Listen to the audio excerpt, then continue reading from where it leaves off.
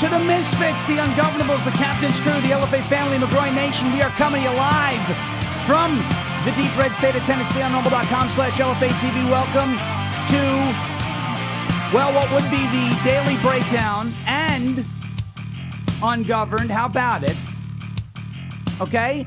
A great day to have a great day. It is a great day to have a great day, and we are having a great day. And last night was a great day, and last night was a great night. And it's just, look, I wonder what today's show is going to be about. Did something happen last night? Did something happen last night?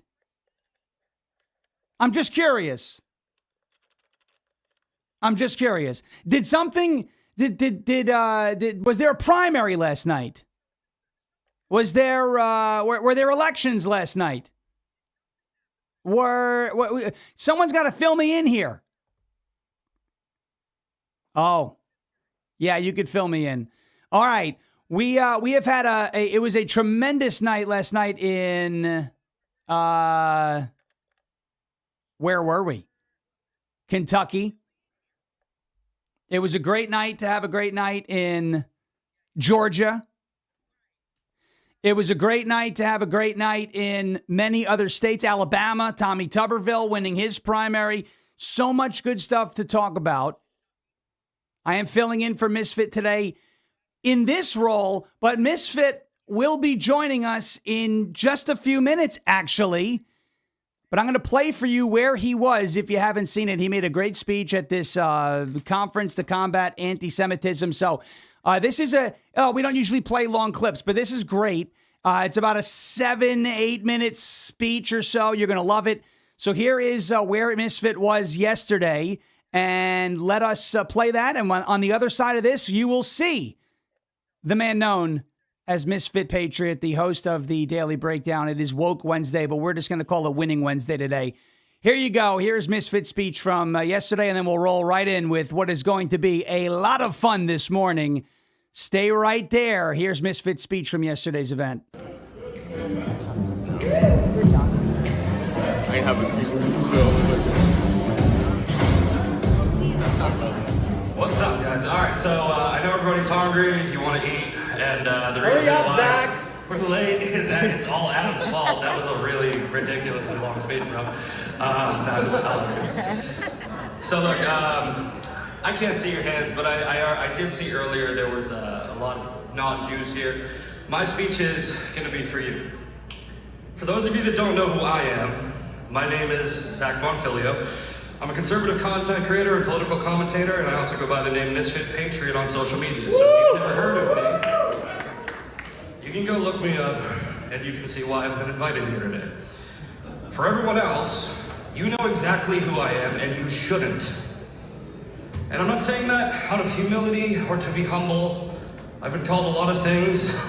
I've been called an Israeli puppet, a paid shill, $7,000. And I've even been called a Jew, but I'm actually not Jewish. I don't know why they use that as an insult, by the way. The irony is, I've never been to Israel, I'm not Jewish, I have no reason to be attacked. And that's not the reason why I'm not up, I shouldn't be up here today. That's not the reason why you shouldn't know who I am. The reason you shouldn't know who I am is because I'm here because I've been fighting against anti-Semitism since I saw the evil tragedy of October 7th. And I shouldn't be speaking to you. I shouldn't be speaking to you today because October 7th should have never happened. You should have never seen me fighting anti-Semitism because anti-Semitism shouldn't exist. So I guess the better way to put it is none of us should be here, but we are. We're all here because not only does Jew hatred exist, it's popular. It's actually trending, and it's even being monetized. In today's environment of chasing clicks and going viral, anti-Semitism has become no different than learning the latest TikTok dance. So how can we possibly combat anti-Semitism in a digital age where so many people aren't even motivated by the fact that they actually hate Jews? The answer is, you can't. So stop trying. I mean, does it really matter if they're real anti-Semites or they're just cosplaying for clicks? Do you think we're going to be able to convince a culture embracing OnlyFans as a career choice to put morals over monetization? You can't win this fight by convincing your attacker they should lay down their sword over morality, or by convincing them you're not a threat. You win this fight by picking up your sword because they are a threat. I wasn't invited here today because people saw me trying to reason with Jew haters. I was invited here today because people saw me fighting them. And they were attacking you. I didn't care what their reason was. I knew mine. It was 9/11 and Genesis 12. I did what everyone else should have done but didn't. It wasn't because of my bravery I stood out to so many of you. It was because of other people's cowardice. When I saw the evil that took place on October 7th, I said something that I never thought in my life would be a controversial opinion, and I've had a lot. I said, what happened to September 12th mentality in this country?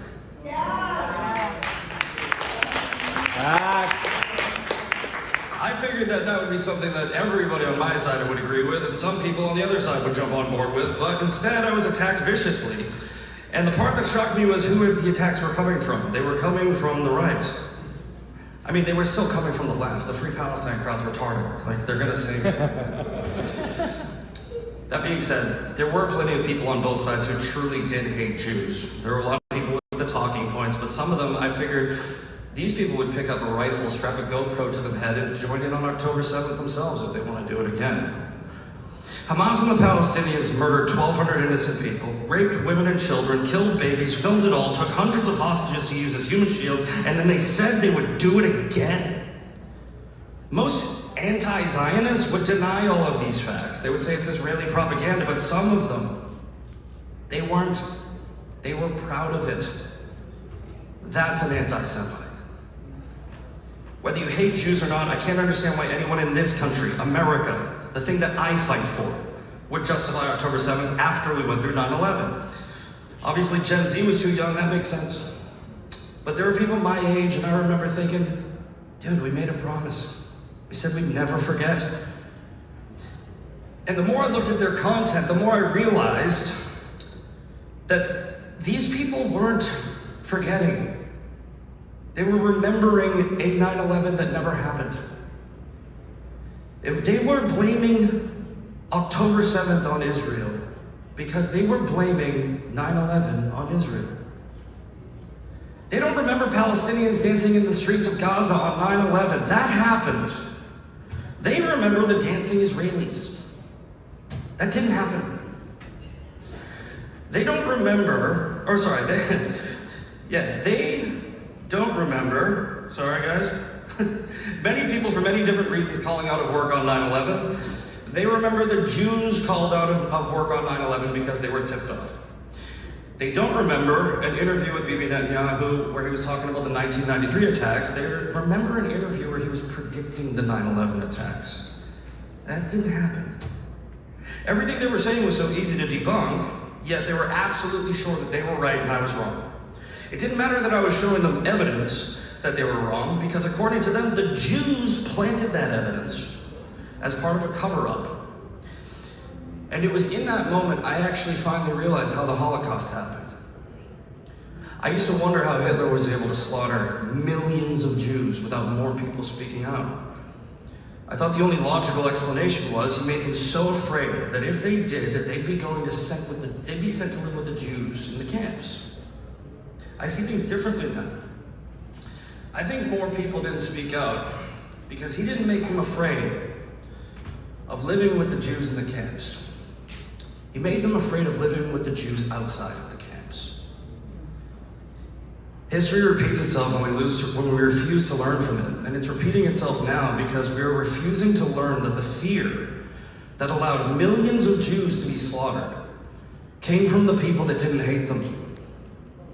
The silent majority that was too afraid to speak out to their coworkers, neighbors, family, and friends when they were just asking questions.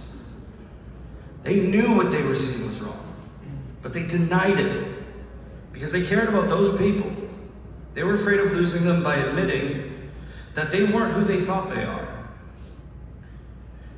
Jews will never stop anti-Semitism on their own. There aren't enough of you. You are vastly outnumbered by those who hate you. I'm sorry, but that's a fact. But you know what is also a fact? There's way more people like me than there are people that hate you. And all they need to do is speak up.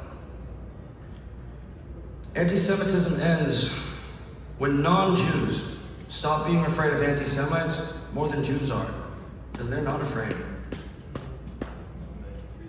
The only way that happens is if we show them there's nothing to be afraid of, by letting them know who we are and reminding them who they are. That's how you combat anti-Semitism. So, even though you shouldn't know who I am, you do. And even though anti-Semitism doesn't exist, it does. So, if you're forced to know who I am, I'm going to make sure every single Jew-hating piece of shit out there knows who I am too. Why we are not afraid of them. Now, go pick up your swords and build a fearless fucking army. Thank you. Look that out. So there he was, Misfit Patriot at, I believe it was the Conference to Combat Anti-Semitism. Yes, there were some earmuffs moments there, but what do you expect when he's up in front of a room of people fired up about all the garbage that we've seen online? Now, one of the best things that, from knowing Misfit over the last couple of years has been this idea. He really taught me, to be honest with you, that the internet is not real life. Never did I sit there and believe like everything that happens on social media is real. But one of the things that we talk about, TikTok and all these things, how much fake engagement and there's a problem out there, because what you can do, you'll get a certain group of people who will give credence to an argument or a point of view or a stance based off of how many likes it gets, based off of how many followers somebody has, based off of how many views that piece of content has. And folks, last night proves this, right? If all of that stuff mattered in the real world, Thomas Massie would have won by 90 points. The fact of the matter is that didn't happen because the internet is not real life. So let's roll over to this. Misfit Patriot is joining us now on his own show, and so we should be ready to go. There he is. And by the way, hey, this is all working. You're in a hotel room. Yeah. I'm not. We're interneting like champions today, and here we go. So let's make it happen. Welcome. First of all, great speech. Why don't you let everyone know, but first, what went into that, and then we'll get into that thing that happened last night. Go ahead. Yeah. Well, first of all, so I'm at the Voices for Truth Summit. It's from the Combat Anti-Semitism movement, and they asked me to come, and I was like, I get these invitations a lot from different things, and I usually say no. They were like, yeah, we'd love to have you as a speaker, and I'm like, are you high? I'm like, are you crazy? Like, that's insane. Like, you, because like you said, there's the earmuffs moments. I'm a very controversial person. No. And but you know what? I think that it's funny that you said, the internet's not real life, because I say all the time, the internet's not real life, but it affects real life. And what I mean is in the micro, you can have the internet affect real life, right? Charlie Kirk. And sure. And that sounds, I'm saying micro, but it that sounds macro. It's not, it's micro. That's not the real world. The real world is most people don't hate Jews, right? Most people don't hate Jews. And in my speech, I was talking about, the silent majority is actually, because a lot of people think that if you get enough people scared of Jews, they're going to create a Holocaust. And I was writing my speech, and it was funny because as I was writing my speech, I sort of came to that realization where it's the silent majority of the people that are too afraid to call out their neighbors, their family, their friends. And I'm not saying that I had that realization as I was writing the speech. It's sort of like, because I've been talking about that for years. You've been talking about that for years. Right. But the people like Megyn Kelly who refuses to call out Candace, or, hey, I got a great picture with Officer Tatum. He's such a great guy. I've always liked him, but me and him had a little beef because he wouldn't call out Candace. And I'm like, that's the fear. It's not the fear of Jews. It's not the conspiracy theories that lead to it. It's the people that won't call out, because I think I said in the speech something along the lines of Jews are outnumbered, but here's the thing. We outnumber the people that hate Jews. And the problem is we're just not speaking up. So I appreciate them asking me to come out and do that. And when I was writing the speech, I was thinking, I had this, this long last paragraph that was like, something, you guys are brave. And then I go, no, you need to be raw. You need to be real. You need to say, the real reason why this is happening is because people like me. And you do a great job of calling that out. I do a great job of calling that out, but not enough people do a great job of calling that out. Agreed. They go, stop infighting. I go, it's not infighting. It's not infighting. It's these people are not in. If they were in, we wouldn't be fighting with them. Correct. Right. I mean, if they behaved like rational people, there'd be no reason to, to fight or get them back in line. Right. So, well, look at Massie, Yeah. I mean, Massie's not in. Massie's not in. Massie. And you know what? I'm seeing the people that are coping. There's copious amounts of cope today. Oh, yeah. Right. But they're saying, oh, I cheated. And you know what's funny, man? I haven't talked to you about this yet. But the way that I'm seeing people handle Massie, it's giving me this really weird, icky feeling of the left after Trump lost the 2020 election, which, by the way, was stolen. Okay. Oh, yeah. I'm not conceding that. But the way the left probably looked at us after that is the way I'm looking at them now, where they're going, it was stolen. And I'm like, no, it isn't. You're an idiot. Like, no, it wasn't. I don't know if you saw already, they're coming out and they're saying, Ed Gallrein had 10,800 mail-in votes and he beat Massie by 10,200 votes. Coincidence? And I'm like, no, you're an idiot. Yeah. No, you're an idiot. Because here's the thing. Massie got 9,000 mail-in votes. Right. So it cancels out. Right. So they cancel themselves out. Yes, yeah. And it's always like this. Look, and this is what I say all the time. And some people get mad at me for saying this. Every election has election fraud. Everyone. But not every election is decided by election fraud. Yes. And that's the point. So remember we were talking about the Virginia redistricting referendum, and it was in like a 2.5 point margin. And I was like, that's plausible fraud margin. Fine. When Abigail Spanberger wins the, governor's election by 15 points, I'm sure there was plenty of fraud. But even if you take the fraud out, she probably still wins is the point, right? So here's the thing. They're all crying Brian Glenn, or it's probably not even Brian Glenn. It's probably Marjorie took his phone. He's, it's 2020 2.0. All right, whatever. We knew this was coming. She laid the groundwork for that a couple days ago on X when she was like, oh, we're going to be watching this. There's probably going to be funny business. Because they were getting ready to have something to fall back on if and when they lost. And they knew they were going to lose. So let's go into Massie. I told you, because how good did that feel last night? Poor Misfit. I don't know if his phone is still alive. I was, when the results started coming in, like quite literally every 45 seconds, I was sending a new screenshot with new vote totals. That's how pumped I told you to. Yeah. So I told you to. I'm sitting in. I'm watching Stella Escobedo, and I'm watching David. I'm watching all these awesome people on stage. And I'm sitting there and I text Sean and I go, text me as many updates as you can. Yeah, I'm like, sorry for blowing you up. He's like, no, blow my phone up. This is our Super Bowl. And I'm like, all right, say no more. Because it was literally, I was on my, I wore this thing. I have no fingerprints on my index finger anymore. I was refreshing so damn fast. It was, so, it started off at I actually posted a funny picture. I have I posted this on X. But I had a photo of the only time Thomas Massie led last night, and it was when he had 14 votes and Ed Gallrein had 4.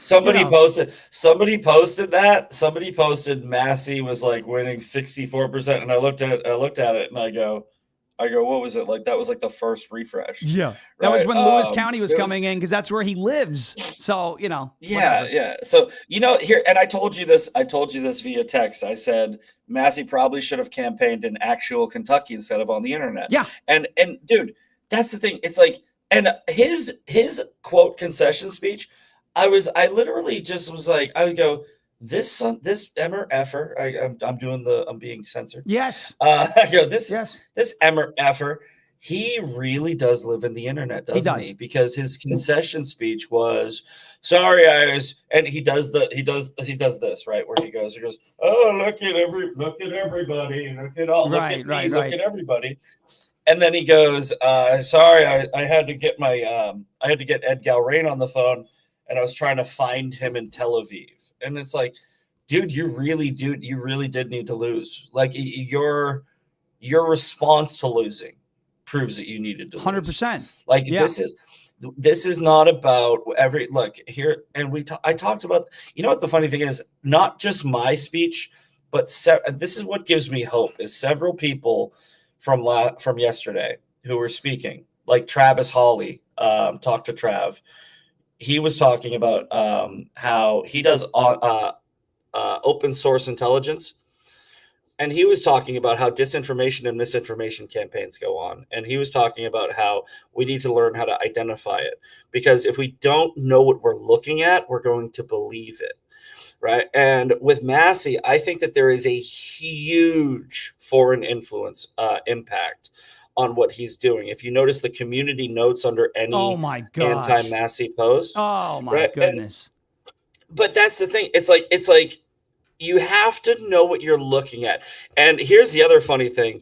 I'm going to have to clip this part and send it to Dave Rubin and Josh Hammer. But I'm standing there talking to Dave Rubin and Josh Hammer, and Josh Hammer. And this isn't a dig at Josh, by the way. I messaged him about this, but I was like, Massie's going to get smoked. Right. And I've been saying this for a long time. You have. And he goes, you backed it up with a bet. So I'm just going to say that. Yes. By the way, By the way, congratulations on that beautiful taking it to the hoop and slamming it home. Congratulations. It wasn't $7,000 from the Jews. It was $4,000 from Kalshi. But I'm talking to Josh, and again, this isn't a dig at Josh, but it's like somebody like Josh, who's very smart, very intelligent, right? Even he fell for it, and I didn't. He goes, "It's going to be a super tight race," and I go, "He's going to get smoked by double digits." And Dave Rubin is standing there, and he goes, "I can't wait to see who's right about this."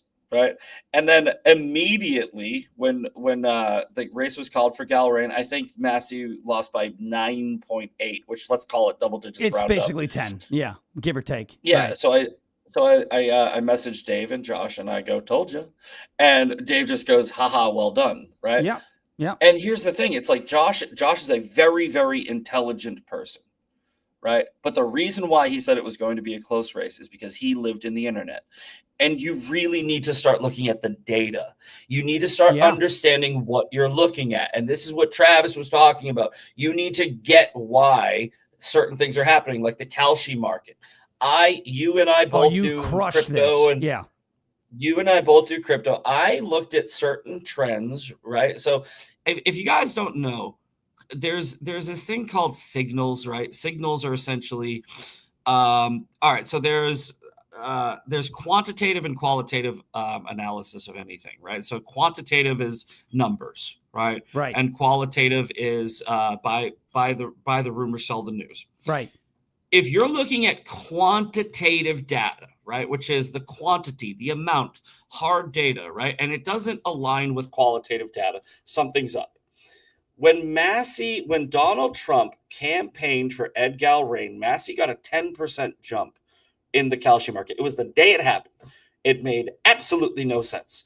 The president of the United States just endorsed your candidate. How did you jump 10 points? Right. And I said, it doesn't make sense. And the internet ran this rumor. I mean, look, did Gallrein he didn't have a great night that night on stage. Like, he kind of had a little bit of a Howard Dean moment where he was like, whoa, and his voice cracked. Yeah. But so the internet ran with it. And then the poly market and Kalshi odds, did what they did. And people are like, oh, this guy's not serious. It's done. And that's where it basically remained for months until last week when Quantus Insights, kudos to Quantus Insights and that poll that found Gallrein up 8. They wound up nailing it. And who had a very bad night last night? And I'm not taking a shot at him. I don't have a personal problem with him, although I think he associates with some pretty stupid people. Rich Barris of Big Data Poll, who continued to tell us that this race was tied. He got blown out of the water, and very, very, whatever. People make mistakes. You miss. Polling's not perfect. It's fine. But I want you to also understand, because he does associate with some of the doomer crowd, it's Rich Barris that found a similar poll to the New York Times Siena poll ahead of the midterms, the Democrats ahead 11. So I think you can look at it and say, I'm not so sure about that. You know, again, the internet and this online psyop is meant to demoralize people, and just don't fall for it. Don't let it happen. As you said, you know, even Josh Hammer was impacted by this because he lives, you know, he not lives, but he spends a lot of time online and was convinced this race is going to be I don't mean that tight. as right. I don't mean it as an insult that you live in the internet. I live in the internet, right? You live in the internet. We all live in the internet, right? When that's the problem, right? Where it's like, what am I looking at? Am I looking at real life? And sometimes the answer is yes, right? Sometimes you're looking at a news story. It's real. Right. Sometimes you're looking at this conversation between two people. It's real. It's authentic. We're not being paid to be here. Sometimes, you know, but sometimes you get caught up in the cycle. But, you know, back to the Kalshi thing, because I think this is important, because I think this needs to be investigated. I think we need to do something about this, because this can turn into a big problem, right? Where I think, and I don't have any evidence to back this up. This is a theory, but I think that hypothesis. I think that Thomas Massie's backers, maybe even his PAC, bought a bunch of bets on Thomas Massie, because again, guys, like if you guys aren't, some of you might be familiar with this, some of you might not be. The way it works is volume, right? So the volume is how much money is in on the betting market. And I think that on Saturday, I think there was $3.9 million into a Kentucky primary, which is already ridiculous. By yesterday, it was almost 10. So that means they put millions and millions of dollars into this market. And if you notice what happened, I told Sean this, I wish we were recording, because right after we recorded my show for Monday on Sunday night, we were talking after the show ended. And I told Sean, I go, on Tuesday, it's going to shoot. It's going to shoot like a rocket, and it's going to happen early in the morning. And it did, right? And what that means is, guys, so I'm going to try to dumb this down, because if anybody doesn't read charts. No, it's got to make sense. Prediction markets are new. So it's something that we need to understand, because, you know. Here's how it works, right? So volume, all right, so volume, let's say volume is 4 million. In order to swing the market 10% in one direction, you need 400,000, right? Because that's 10% of the volume. Of the volume, right? And that's not really how it works, but just I'm dumbing it down. All right, so if you wanted to swing a bet 10%, you would have to bet 10% of the volume, right? Theoretically. Now, here's the thing. People are probably going, oh, why would they throw their money away like that? They're not, because they're going to sell that the day of the election or the day before the election. That's why it skyrocketed. All of that volume, right? Basically, all of the bets that were put on Massie, and I don't have proof for this, but I think it's true. Let's say his PAC, his financiers, his backers, they can put $5-10 million. Well, it's not 10 million but they put all of their money into Massie. And the reason they did it was because they wanted Massie to look like he was winning. If you make it look like a candidate's winning, the people who are going to vote for the other guy might stay home. That's the entire reason why you do it. So if they did that, right, when 3% of the vote came in last night, Ed Gallrein all of a sudden shot to a 90% favorite on Kalshi. And what that means is all of those people that were backing Massie pulled their bets. And that's what shot the market up, right? So it was complete manipulation. And I predicted this months ago. Right. In fact, it's why I bet on Ed Gallrein. I didn't bet on Ed Gallrein because I liked Ed Gallrein. I bet on Ed Gallrein because Thomas Massie, and I told you there was one instance. It was right after Trump endorsed Ed Gallrein. Massie jumped 10 points. Right. And I said, this is a manipulated market. I'm going to capitalize off it because I know how the market works. The other time where Thomas Massie jumped 10% was about a week and a half ago. You know what happened? The news of his scandal. So 2 times he jumped positively when negative news came out.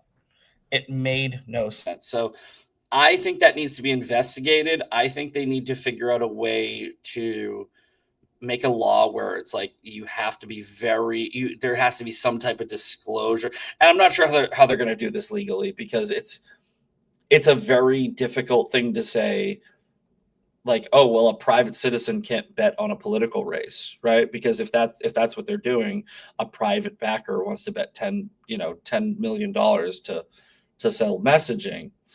But they need to figure that out, because that's going to be used in politics forever, right? Like, where it's like they're literally going to lie. It's propaganda. They're going to propagandize the betting market.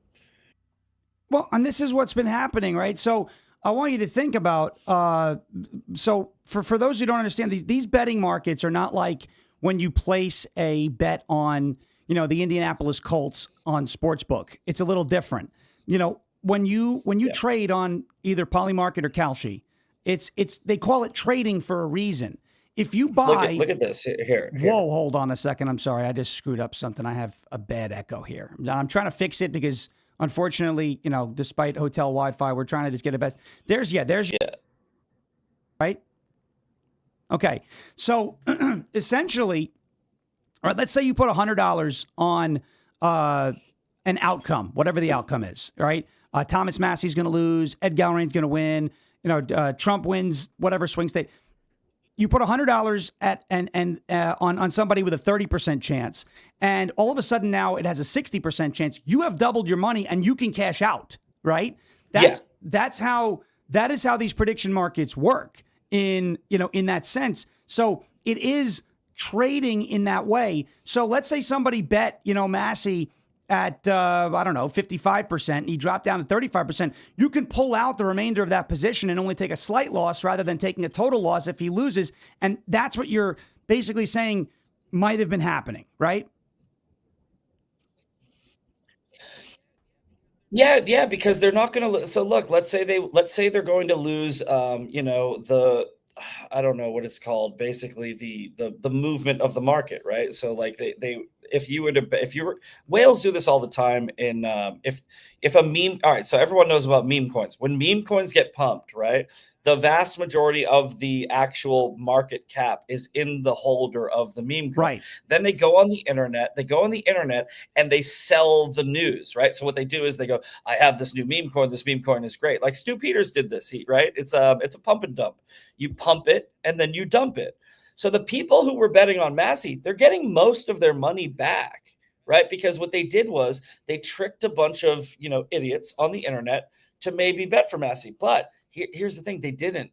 Because if with this type of swing, right, with this type of ridiculous jump, right, where it literally just shot like a rocket, that means that most people didn't bet on Massie. They were actually betting on Ed Gallrein. Right. And it's just it's something to look at. This, I think, should be I think that we should figure out, get loud about this and be like, we need to stop using the betting market for politics, because what's happening is it's not like you bet on a sports team or you bet on a meme coin. Right. This affects our policy. You can actually successfully change the outcome of an election using the betting market. That's a big story that nobody's talking about. Yeah, no, 100%. And this was something that people will look at it and they'll put, a little more stock into the prediction markets. I get it, because everyday people like you and me who may make bets on races, have skin in the game, and that reflects actual sentiment, but you don't know where the quote unquote manipulators are and what they're doing. And so look, there's utility. Yeah, like if you're betting if you're betting Ronda Rousey versus Gina Carano, which just happened, right? Ronda Rousey was the favorite because Ronda Rousey was a better fighter. Right. And I love Gina, but I knew Ronda Rousey was going to win that fight before it happened. But when you're seeing that, right, you're seeing in the betting market, it's like, okay, people are betting on Ronda Rousey because they think Ronda Rousey's going to win, right? And nobody's manipulating that market. But when there's an incentive to manipulate it, just like there's an incentive to manipulate meme coins. Yeah. And they've been trying to figure this out with meme coins, how they can tackle that, because essentially what happens is it's scamming, right? And this is what happened. You remember the Hawk Tua girl? Oh yeah.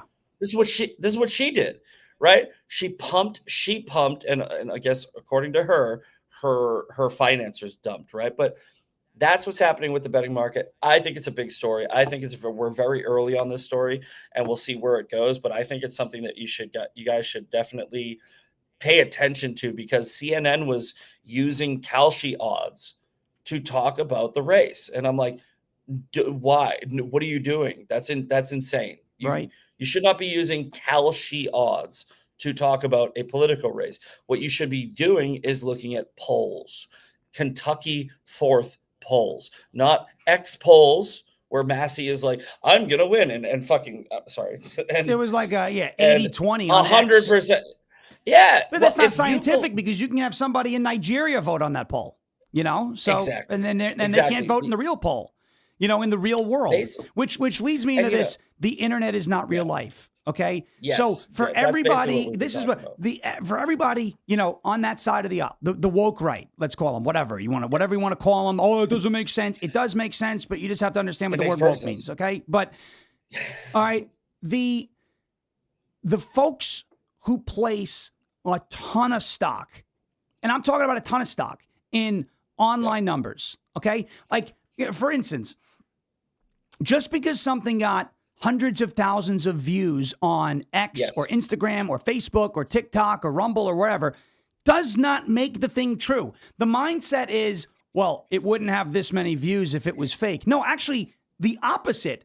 Fear sells, lies spread faster than the truth. And unfortunately, a lot of the things that you see on the internet that are gaining a lot of the sensational reporting you see on the internet is either full on not true, or there's a part of it that's not true. I go back all the time to December of 2024, where there was that insane story out of New Jersey about drones, and everyone was like, oh, I see the drones. Yeah, you see a kid's toy in the air. That's not illegal. Yes. Like, well, what about the big ones? Has anyone shown me a picture of this? They said they were school bus-sized drones.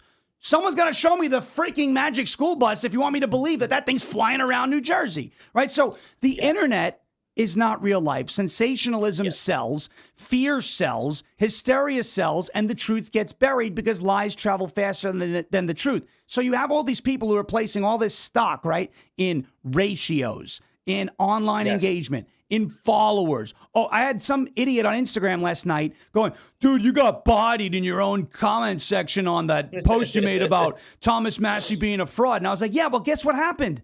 I'll take that. Because Massie got bodied in the actual primary. So why don't we talk about this? The internet's not real life, and last night should serve as a major lesson in that course. Yeah, but they're not going to learn that lesson. And you know what? Here's the funny thing: if we teach you this, it hurts us, right? Because if we are the people that know that internet's not real life, right?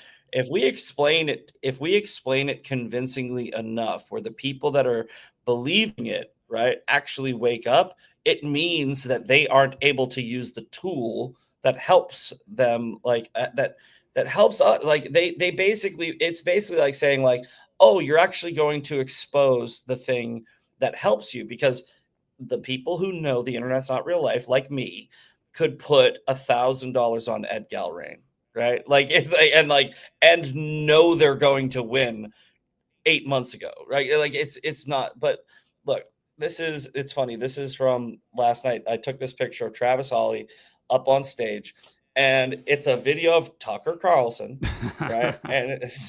And 0 for 5, by the way, so far in endorsements. 0 for 5. So much influence. So much. Interviewing Thomas Massie, and he says, okay, 25 million views, 4,800 comments, 21,000 shares, 63,000 likes, and 20,000 saves. And he's like, this doesn't make any sense, right? And that's what he was talking about. I hope that they upload his entire speech, because it was very good. But the internet's not real life. But here's the deal: it affects real life. Yes, right. That's the question. It's when you say the internet's not real life, you have to be very careful of how you're framing it, right? Because what we're saying is, if you're looking at the internet, you're not looking at a mirror. You're looking at a picture. Correct. Right. Where it's not real life, as it's not a representation of real life. But how was Tyler Robinson indoctrinated? the internet. Correct. Right? How was that guy Chud the Builder? Why is he in jail right now? The internet. Right? What, like, there is things that happen on the internet that take individual people and they convince them to do something in the real world, even though the internet's not real life. They're going out into real life and they're doing real shit. And that is affecting the culture. So Candace Owens, Tucker Carlson, Thomas Massie, all these people who have, quote, influence.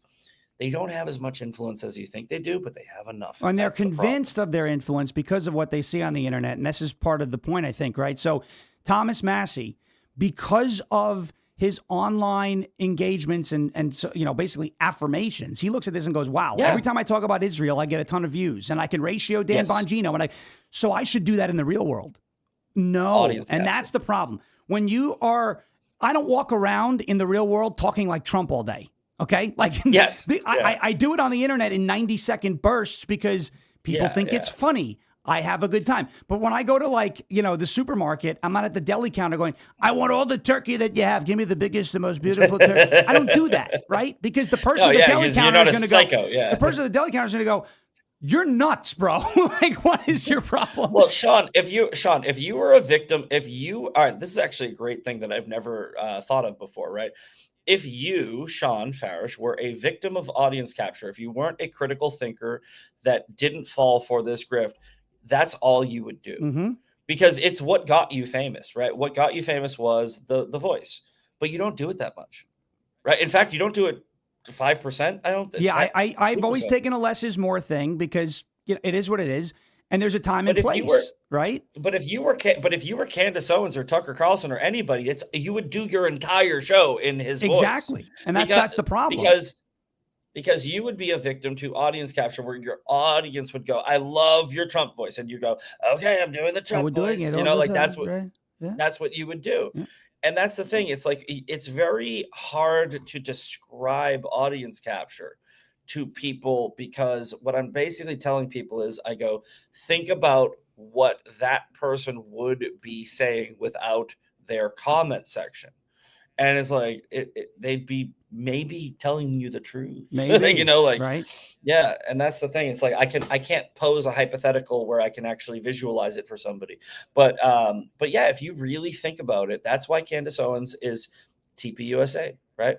What's getting views for Tucker Carlson? Jews, right? Yeah. Jews, the Jews. And in my speech, which, by the way, it was a great speech. I fucking love it. Speaking of Tucker, by the way, who do you think you are? Yeah. There you go. Well, that's what, I was talking about Tucker Carlson without naming Tucker Carlson. I was talking about the general idea of the people who refuse to call out their friends, coworkers when they're, quote, just asking questions. Right. It's like those people, like the Russell Brands, and you know what? I think that we both are huge fans of Dan Bongino. Yes. And when he came back into his space, I think that there was this like void of a reasonable adult in the room to come out and go, you're an idiot, you're an idiot, you're an idiot, you're an idiot. Because we were doing it, but we're smaller. But it's also his way of saying you're an idiot and here's why. Yes, it's one thing because what they do is you mentioned how Viva loves to do the whole spaghetti on the wall thing, right? This is what they do. They throw spaghetti on the wall and one noodle sticks and they're like, that's what I'm going with. It's Jews. It's the Joodle, right? Yeah. It's like, that's what it is. Well, Alex Jones, how did Alex Jones predict 9/11? This was in my debate with Owen Schroyer like a year ago. How did Alex Jones predict 9/11? I go, I don't know. Maybe because he predicted everything. Yeah. It's that. That's why. Like, he literally is the spaghetti on the wall. If it rains this morning, it's because the deep state launched HAARP and chemtrails in the sky. The lizard people. They're going to come in and they're going to be taking down the Twin Towers, and also the Jews are going to be taking down the Twin Towers, and also the Muslims are going to be taking down the Twin Towers, and also the black people are going to be taking down the Twin Towers. Not bad. And also not bad. It's like, I got to tell you, but it's like there's a future for you. We talked about this before. It's the only impression that I'm good at. You do pretty well. Well, it's not very hard. You got to have a southern accent. You got to be able to be gritty.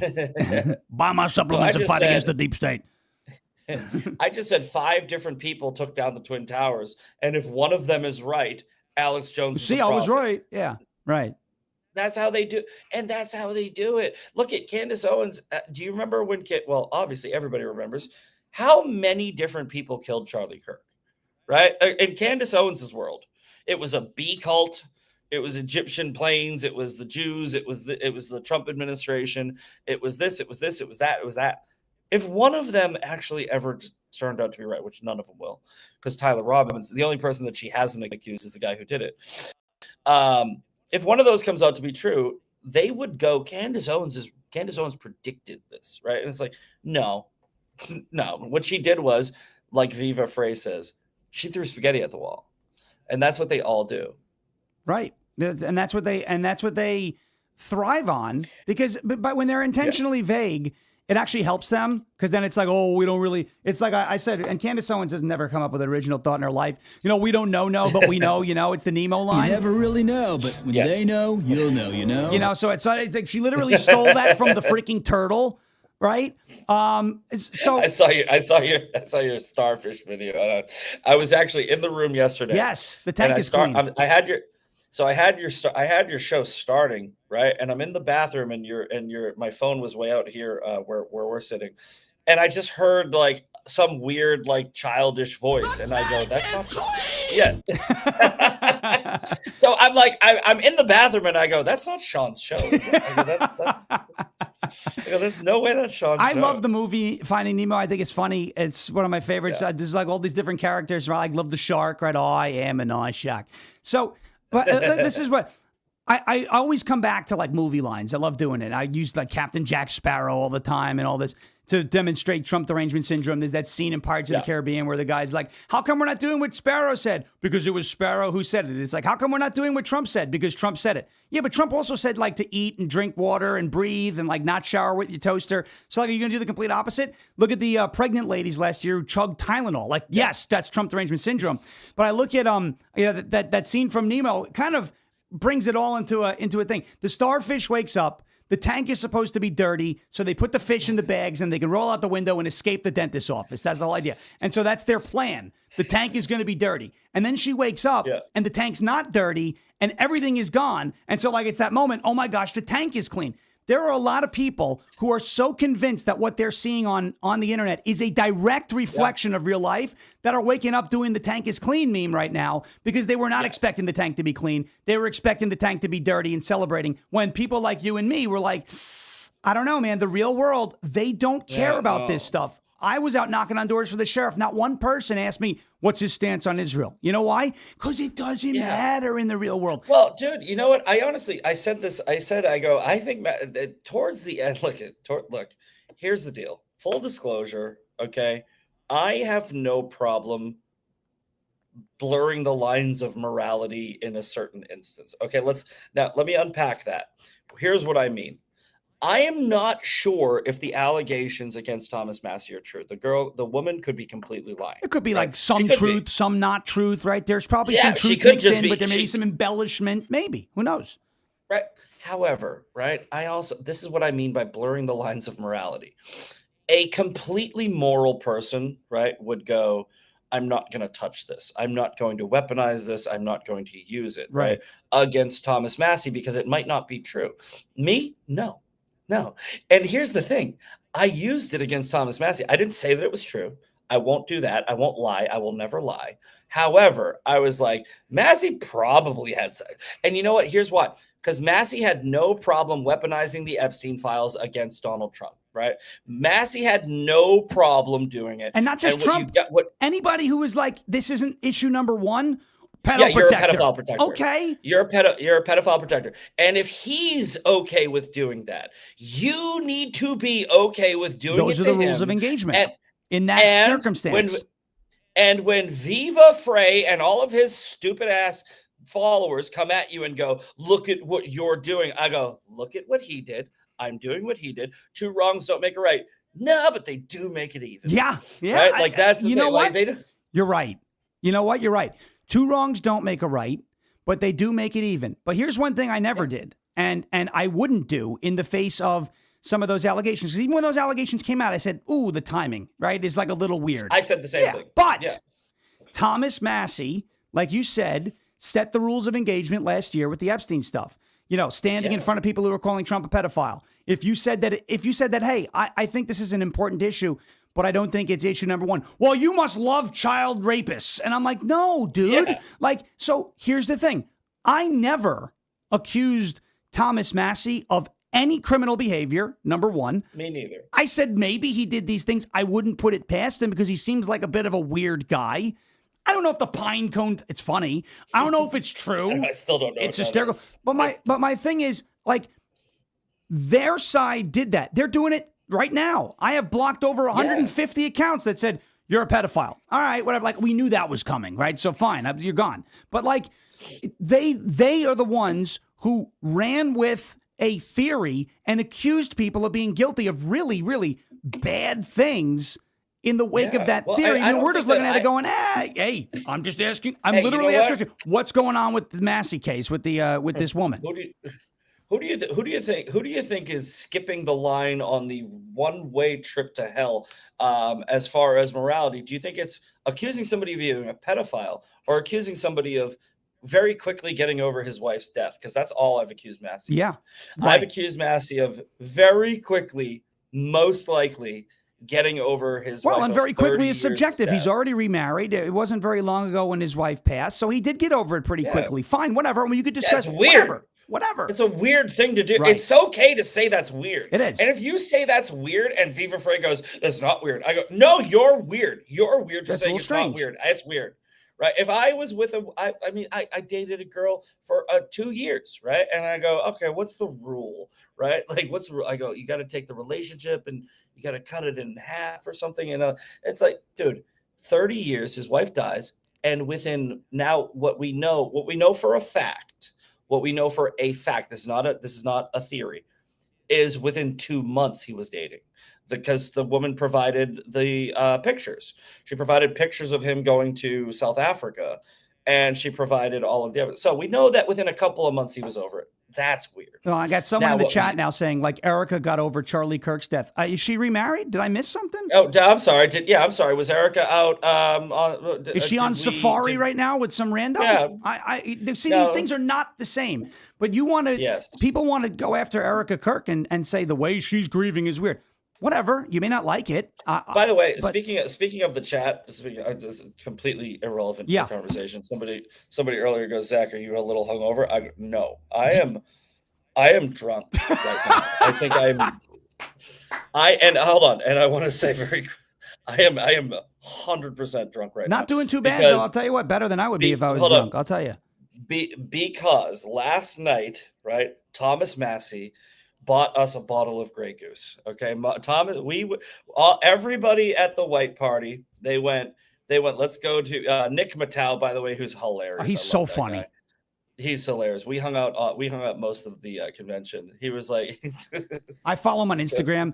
He is hilarious. He was out there with I think Lance videos on Instagram, and he was like, "Hey, you see that building over there? That's Mossad headquarters. It was the Dome of the Rock." He rented. He's gonna love this. I'm gonna clip this for him. He's gonna love this. Right? He goes. He kept on telling everybody, I rented a Mercedes C-Class. And I go, great. I go, good for you, man. And it was almost like he really, really wanted to show us. So he's like, do you guys want to go to a different, because we were all in the convention thing. He goes, do you guys want to go to a different spot? And I was like, yeah, we go. He's like, we can take my Mercedes C-Class. And I was like, so we're driving to the bar. And I go, is this a Mercedes C-Class? And it was by the way, it was the funnest. This is the funnest time I've ever had. I've been to events. I've been to, events with tile conventions. This was the funnest one because Massie lost. Everybody here was awesome. I got to meet some of the coolest people ever. But we went out last night. This was the funnest part. And Thomas Massie bought us a bottle of Grey Goose with all of the mixers. And everybody danced and had a good time, and it was a blast. I posted a video on X, and I go, Thomas Massie bought that bottle. Yes. So, yes, a long-winded way of saying, yes, I'm very hungover, and shut up. Well, I'll tell you, it was. I'm gonna pop up. I have a mini bar right here. I'll pop a bottle of champagne right now. Oh my goodness, little. You should do a mimosa, a little vodka and orange juice this morning. I already did. I'm drinking a high noon right now to get rid of it. There you go. I don't care. All right, we're coming up. We're coming up to the end of your hour, so I want to just we'll recap a couple other things. You obviously had the Massie Massie race. That was the big one last night. But outside of that, you had Republicans holding the Georgia Supreme Court elections. You had Brad Raffensperger finishing third in his Georgia gubernatorial primary. You had Mike Collins coming out on top, 43, 44% or so. There's going to be a runoff in Georgia. So you have Mike Collins, who was outspent by both of his opponents in that primary and won or finished first because he smoked by double digits too. Yeah, because he's a tough worker, very hard worker. I met him a few years ago at a Turning Point event. Great guy, and he would be my choice to be the next senator out of Georgia. And you had Donald Trump yesterday coming through in the clutch and endorsing Ken Paxton for Senate in Texas. So why don't we do? You're in Texas. You're from Texas. Ken Paxton, go. Yes. The first thing I'm doing tomorrow, when I can, the first thing I'm doing when I have a few minutes is I'm going to vote for Ken Paxton. Beautiful. As soon as I get back. Because I'm a Texas resident, and look, nobody likes Cornyn, but this is kind of the dynamic of the GOP has been Trump has actually been really easy on them.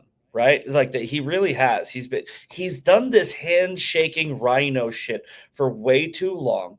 And I think that he has now finally realized war. And again, to keep going back to my speech, that's what it takes. It takes infighting. It takes calling out your own side. It takes the uncomfortable conversation in order to affect change. It's like there have been far too many people that have taken advantage of Donald Trump's grace. And he's now going, we're going to beat the left in redistricting, and we're going to beat the rhinos in primaries, and we're going to reshape MAGA. And here's the deal. It's all for nothing if we lose in November. Right. Okay. Right. It's all for nothing if we lose in November. But what I have said to Sean privately, what I've said to a bunch of people is I am optimistic, because if Trump can get out the voters in the primaries, he might be able to get out the voters in the midterms. And the midterms, we've said this how many times? The midterms are the most important election that we have, because if we don't increase the majority, then we're going to see more of the same, because it's going to be a slim majority is basically useless in the GOP now. Yeah. Right. A slim majority is useless. Massie was one of the biggest hurdles, because you got to think of what he does too. Right. Massie doesn't just not vote with the president. By the way, real quick, the 97% or 91% or whatever the hell number, it's a bullshit number, right? We talked about this before. Yep. But even if, right, Massie only voted like a couple of times on a couple of different things, what's he doing behind the scenes? What's he doing? Who is he influencing behind the scenes? He is essentially, like, we don't know the backroom conversations that these Congress people have. So we need Ed Gallrein, a non-politician, fifth-generation farmer, Army veteran, Trump supporter, to go in, and then they're going to go, I don't have a backroom conversation etiquette with this guy, right? He's just going to go in there and vote, I hope. Brandon Herrera, same thing. Right. Brandon Herrera, not a politician. Right. Like, people like AOC, they go in there and they go, I know I'm going in there for backroom conversations. That's why she was a bartender, not a politician. Correct. She goes in there knowing she's going in for backroom conversations. People like Brandon Herrera and Ed Gallrein don't. They go in there going, I don't want your backroom conversation. Right. So, so Texas, I know we got to get out of here. Texas, Ken Paxton will win. Another prediction. He will smoke him probably by 8 points. He may have won if there was no endorsement. It would have been tough if Trump endorsed. He would have won. He would have won if there was no endorsement. But he would have won. Even if Trump endorsed Cornyn, it would have been a tight race, but he would have won. Yeah. But now with the endorsement, I mean, it's over, right? I mean, but it's not. Go vote. But hold on. We've seen the way, right. Knock on all of it. I got my Brantley Gilbert, right? I get it. I think that, here's the thing. What's funny is I think that MAGA has this PTSD from red wave midterm talk. Yes. Right. From like 2022, where we all were like red wave. But here's the thing. I think there was one. I think they just cheated. And I'm There one of those people. There were a lot of there was a lot of fraud in that Dude, election. there were so many weird races in that election where I went, yeah, they cheated. So I think there was a red wave, and I think there still is a red wave, and I think the red wave is real, and you don't have to be ashamed of thinking it. And if you say it out loud, a boogeyman is not going to pop out of your closet. So don't say red wave, because I always am under the belief that you should play like you're losing. 100%. If you're up 5 touchdowns, play like you're down 2. Yeah. Right. And just play the game like you're losing no matter what. But again, I am very optimistic about November, and my optimism has only been growing, especially with the primary. Well, it's refreshing to see participation in primaries is something Republicans seem to struggle with. I know that there were a lot of speculation about the Georgia Supreme Court seats that the Republicans were going to lose that, and they didn't. So there were turnout, anomalies that we saw yesterday, good ones, abnormal participation higher than normal levels. That's good. That needs to be something that we turn into a permanent habit, not just a flash in the pan or a once off. Because when we participate in primaries, good things happen. Well, what you do really well, which is I don't do it, and that's why we have this diversity and this wonderful thing, is you are very good at breaking down the numbers where you go into elections and you show the demographics, right? And if you keep doing that, then we need more people like you to do that, where you're showing, hey guys, I'm going to give you the hard facts, and this is the truth. I don't get excited about this because this, right? Whereas me, I'm more of a hype man or a call man, right? But I hope more people actually, and like Travis Hawley, you need to understand the data. And what I was just talking about with the Kalshi things, that's something I know, right? Where if I know about it, I'll talk about it. But we need more people breaking down data and less people talking about friggin' feelings, man. 100%. It's like feelings are just not going to If you have an opinion, have your opinion. But when I challenge your opinion and you can't back it up with hard data, then I'm going to discard your opinion and say it's only an opinion. I'll consider anybody's opinion if you can back it up. You're free to have it. You're free to have that guy, Chud the Builder. You're free to say the N-word. Somebody's going to shoot you. Right. You're free to. No, you're right. You're free to do this. Correct. Right? And this is like Viva Free. You're free to do this. Also, this is what's going to happen if you do. So question. Right. So you got a little bit longer day. You're back tomorrow. Yes. Anything else on tap at this conference that you're at, or is this is it wrapped? No. It's over. This is the last day. Everybody's flying out today. My flight's at 2:30. It's only a couple hours of a flight, or a few hours. So my flight's at 2:30. I'll be here for the daily breakdown tomorrow for 2A Thursday. Beautiful. I think what we're going to do is probably just not do 2A Thursday. And I'm going to do a Massie fucking thing. Have fun. Again. Yeah. Because I'll be back and I'll be in my element. And even though this was a wonderful hour, I also want my hour where I can shit on it. Hell yeah. Right? All right. We went to so I'll be here tomorrow. There's nothing else for the conference. I will definitely be here tomorrow. And it's also really cool, real quick before we get out of here. Sure. I made so many, and I think that you know about this as well. When you go out to these things, you make connections with people where there's an optimistic look of, hey, we can collab on this. We can do this. So I think we're going to have some wonderful guests coming up on the Daily Breakdown that I met here. And I think we're going to have some new sponsors maybe. And I think we're going to be able to take the show into a better direction. I'm not saying that's definitely going to happen, but it's a possibility after some conversations that I had yesterday. So this was very good for the show, for LFA, for everybody. One thing I think that I can divulge this. There's somebody that wants to talk to Jeremy. All right, let me say that much. Okay. And we could have some positive LFA movement based on me coming here. So this was a good trip all around. Not only was it fun as shit, not only did I crush my speech, not only did Thomas Massie buy me a bottle of Grey Goose, but we might have hopefully, knock on wood, set some wheels in motion with some people that are going to help out the channel. So that's great. Well, thanks for joining your show. Thank you for allowing me to come on my show, Sean. I'm excited to see you back tomorrow. And for everybody in the chat, make sure you watch Misfit's show, Daily Breakdown, 9 a.m. Eastern, to 10 a.m. Eastern on rumble.com/LFA TV. Zach, thank you. And safe travels home. And congrats on a great night and great job on that speech. Thank you, buddy. You got it. I'll see you later. There it is. Misfit Patriot, as you know, the host of the Daily Breakdown on LFA TV, rumble.com/LFA TV. And one of the best things about Misfit, I'll tell you, is, what is that? What am I hearing? Let me get this out of here. I'm hearing some. Why am I still hearing stuff? All right, let me, there it is. It's gone. One of the best things about Misfit is that in the real world, right, in life, he's the same way that he is on the internet. So I deeply appreciate something like that, and it was very nice to have him on. And there we go. I still hear myself, and I don't know why.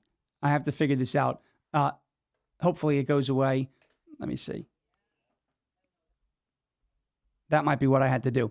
All right, we are going to get to a word from our friends over at OFP Farms in just a moment. OFPfarms.com, promo code Sean. I got to figure out what is going on with this audio here. OFPfarms.com, promo code SHAWN. OFPfarms.com, promo code Sean for 10% off. 10% off of your entire purchase. OFPfarms.com, promo code SHAWN. Ladies and gentlemen, OFPfarms.com, the best chance right now. Today is the best day, the best opportunity for you. For some reason, I'm hearing some background noise, but it's coming through nowhere. I don't know what's going on. I'm going to have to delete something out of this feed here. I don't understand why that's happening. It makes no sense as to why that's happening, and it shouldn't be happening. But let me just see what I can do here.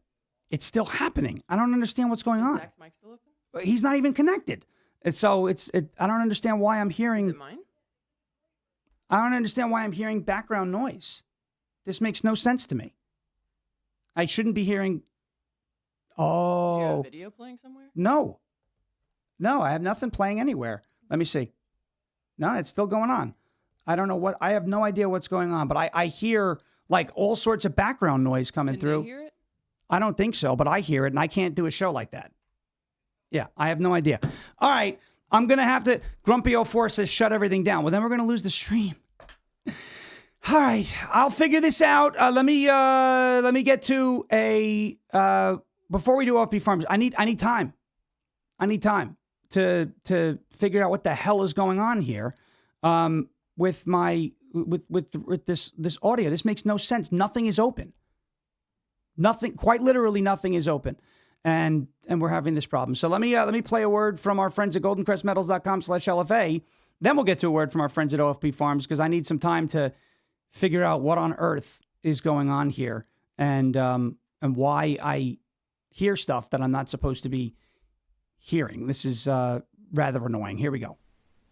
I'm sure by now you've heard that silver went up 160% last year. 2025. I bought this silver for $22 an ounce. It's now worth almost $100. And we and experts think that silver is going to get up to about $200 an ounce. Palladium and platinum were stuck at $900 an ounce for like over a year, or in that area. Now they're up over $2,000. Gold is approaching $5,000 an ounce. If you have ever thought about putting some or all of your retirement or nest egg or savings or just buying bullion in precious metals, now's the time to do it. goldencrestmetals.com/LFA. That's goldencrestmetals.com/LFA. Go leave your name, your email, and your phone number. Schedule a time to talk to the folks over at Golden Crest Metals. Get your free gold guide today, and make sure you tune in on Saturdays at 1 p.m. for the Crest Report, where we dive deep into precious metals, why they're doing what they're doing, and where we expect them to go. It is like insider trading. Nancy Pelosi knows about that. We don't. It's just inside information. It's not even really that. It's called knowledge. Get yours today and get a part of gold, silver, palladium, and platinum and diversify your portfolio today. goldencrestmetals.com. LFA. Thankfully, the voices in my head are quiet now. That was really annoying because I don't know where the hell that was coming from, but it's done. It's done, and thankfully it didn't bleed into the stream. It was just going to drive me insane. That was not going to end well. GoldenCrestMetals.com/LFA, GoldenCrestMetals.com/LFA. Ladies and gentlemen, also a word from our good friends at OFP Farms. OFPFarms.com, promo code Sean. Now is the perfect time to stock up on your favorite OFP Farms tallow and goat milk skincare products and save money while you do it. Enjoy 10% off your entire order with the exclusive code Sean, SHAWN. OFP Farms, their products are farm crafted in small batches to maintain quality. Got simple ingredients that your skin actually understands. You got to speak your skin's lingo. Your skin's lingo is not over-processed chemicals and whatnot. It is farm-fresh ingredients, nourishing skincare from the farm to your home. Thousands of 5-star reviews and customer service that truly cares. You can feel confident shopping over at OFPFarms.com. That is OFPFarms.com, promo code Sean. OFPFarms.com, promo code SHAWN. OFPFarms.com, promo code SHAWN for 10% off of your entire purchase. Here you go. You see it right there. It is on your screen. OFPFarms.com, promo code Sean. All right. Big thanks to the Misfit Patriot for joining us today. And now we will get into, again, a little bit of what went on yesterday. Hanging in the Louvre, folks. Hanging in the Louvre. Ed Gallrein defeated Thomas Massie yesterday in the Kentucky 4th Congressional District primary. Ladies and gentlemen, let us take a look at, we'll take a look at DDHQ's, and then they are the best. Fox News was way behind this yesterday. This is probably why they don't allow me on Fox News, because I always take shots at the fact that they are slow on their reports. We had this race called probably, I would say 15 minutes before they called it on Fox News, but it is what it is. Yesterday, this is how it broke down in Kentucky's 4th Congressional District. Let me pop this on your screen for you if this thing will work. You know, the video connection worked well, but now all my other gadgets aren't working well. All right, here it is. Ed Gallrein won by over 10,000 votes, 54.88 to 45.12. And as I mentioned, one of the things I like to do after we see results like this is compare them to what the polls showed. So we're going to do a little compare and contrast this morning and show you who got it right and who got it wrong. We'll go to the Real Clear Politics average here in Kentucky's 4th Congressional District and all the polling that has been done in that race. A lot of that polling started in early April. Here is Real Clear Politics right here. Qantas Insights, April 6th to April 7th, found Massie leading by 9. Big Data Poll, who we told you was Rich Barris, found Massie leading by 4 in that first week of April. You can see right there. Qantas Insights, fast forward a month, 908 likely voters surveyed May 11th to May 12th. This is before that quote-unquote scandal dropped, found Ed Gallrein leading the race by 8 points. Look at that. And that's what started the disruption in a lot of the betting markets and prediction markets. Big Data Poll, Rich Barris again, May 12th to May 14th.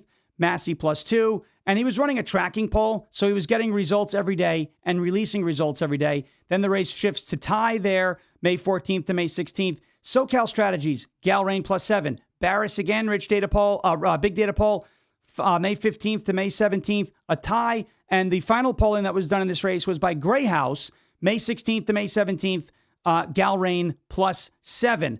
The best performing pollster in this was Qantas Insights, who found Gallrein up 8. He wound up winning by 9 and change. Again, on your screen, I'll put it up for you, the final results of Kentucky's 4th Congressional District.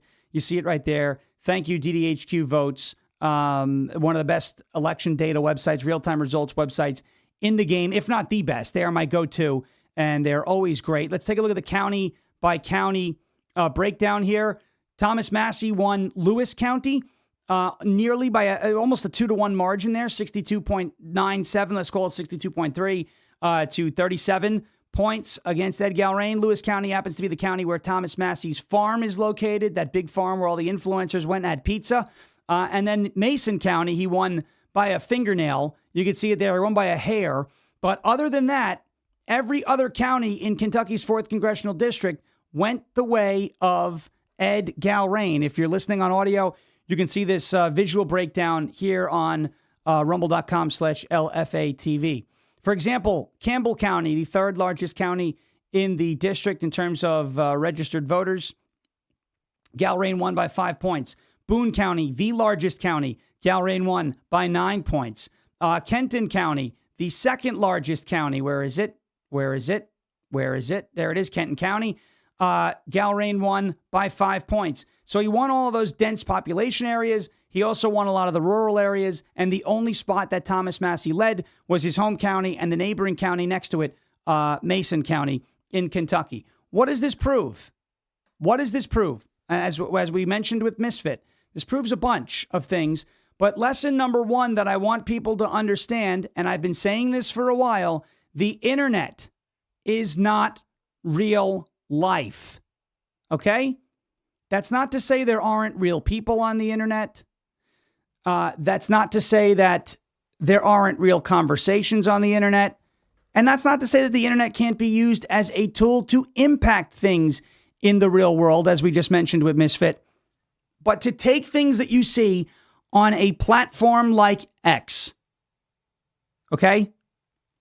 To take things that you see on a platform like X, and I love X. I'm not getting rid of my X account. I have a ton of fun on there. I had a lot of fun on there last night. Did you know the video of me doing the Trump dance has almost 500,000 views? And it is getting absolutely hammered by these left-wingers and groypers.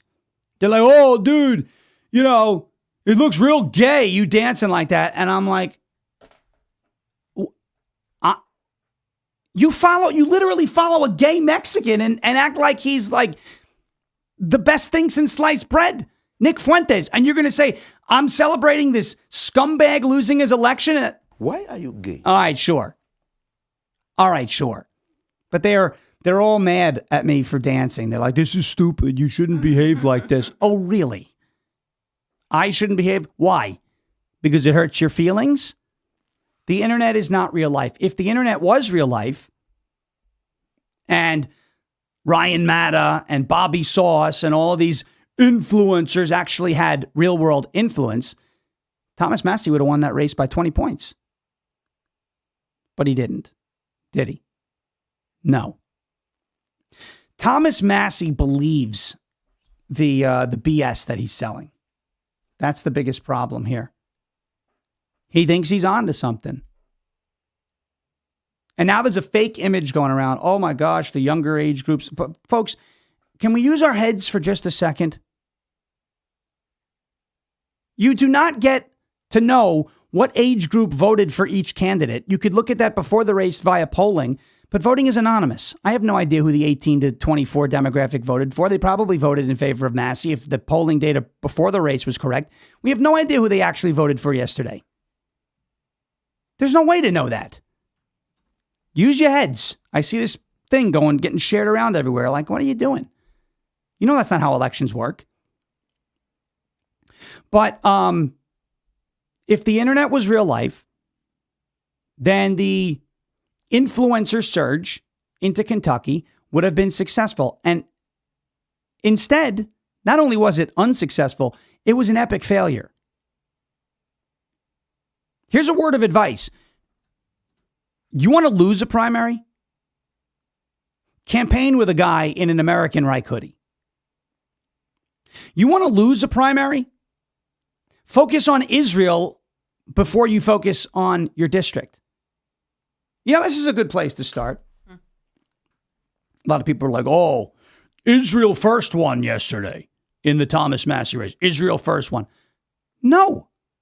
Israel first lost in the Thomas Massie race. Yeah, but Sean, Miriam Adelson and AIPAC and the Jewish lobby. And what is before we even have this conversation with AIPAC, do you know what the first A in AIPAC stands for? Do you know what the first A in AIPAC stands for?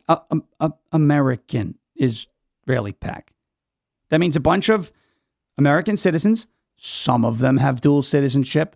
I don't love that, but they're still American citizens allowed to participate in the American political system because it's their constitutional rights as a citizen.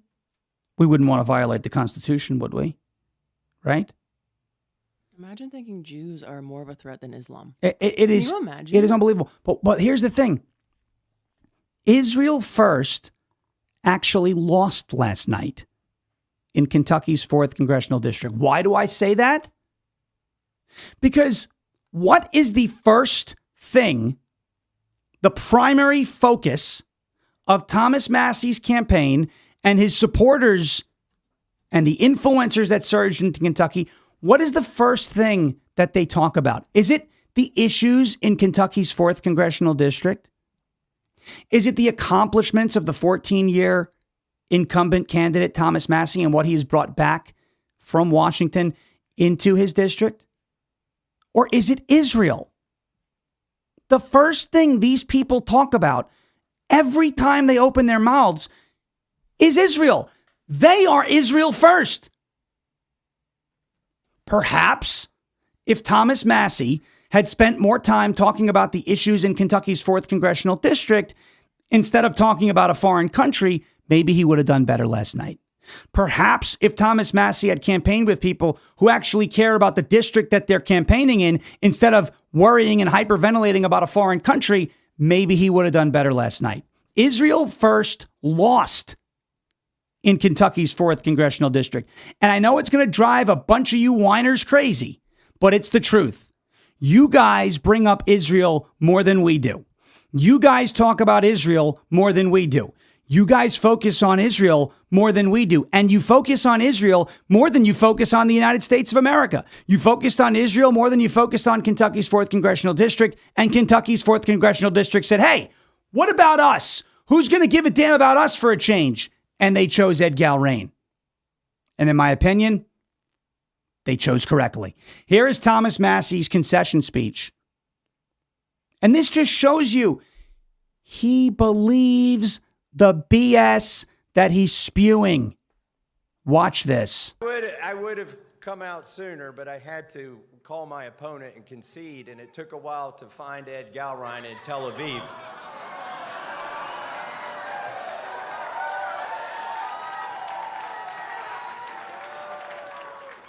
I did get the call through, though. I have called and conceded the race. We've been honorable the whole time, and we're going to stay that way. Honorable? What? All right. First, really? I had to get my call through to Tel Aviv. Really? That's where we're going in the concession speech? All right. You dodged a bullet, Kentucky. You dodged a bullet.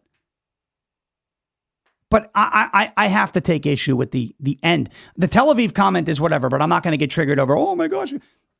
It is what it is. I'm not happy with it, but whatever. It's a classless move. But can we please talk about the second portion of that clip? Honorable? What is honorable about accusing everyone who disagrees with you of being a pedophile protector?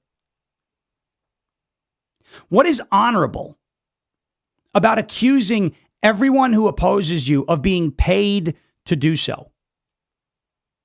What is honorable about campaigning and palling around with that group of degenerate freaks? Ivan Raiklin, Bobby Sauce, Ryan Matta, and so on and so forth. What's honorable about hanging out with those people? The answer is nothing. You did not run an honorable campaign. While you were campaigning, you called this administration the Epstein administration. You accused this of this massive cover-up and all these redactions. You doxed 4 innocent people and implied that they were pedophiles. You did not run an honorable campaign. You ran an abysmal campaign. Now, this one meant a lot to me because last year I dared ask why Thomas Massie voted a certain way on a piece of legislation. He then came in and accused me of being paid to post that and then blocked me. Okay, I said from that point forward, I am now going to make it a point to play as big a role as I can play in him losing his primary. Misfit posted this on X last night too. Folks, the fact of the matter is, and I said this a couple weeks ago, Ed Gallrein did not run a great campaign. He won, and that's all that matters at the end of the day. But Ed Gallrein did not run a great campaign. I didn't see much about his ground game. He wasn't very big on social media, which I said is not real life, but it can be used, like Spencer Pratt is using it, to advance conversations in the real world. In my opinion, Ed Gallrein's campaign was a little low energy. Like our sheriff's campaign was higher energy than Ed Gallrein's campaign, the Kenneth Barrett for sheriff primary. That is how unlikable Thomas Massie actually is. That is how unlikable he is in his district. That is how fed up the people of Kentucky's 4th Congressional District were with a guy who's been there for 14 years and has delivered nothing. You are a public freaking servant. You need to show some respect to your constituents and stop blaming everything on the boogeyman Israel and own up to the fact that you are an awful politician and an incompetent representative in the House.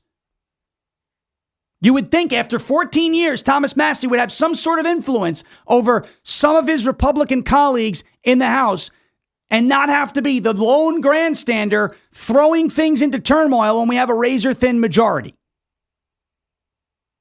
You would think after 14 years in Washington, D.C., he would have some pull with some of the Republicans to deliver results for the constituents in his district.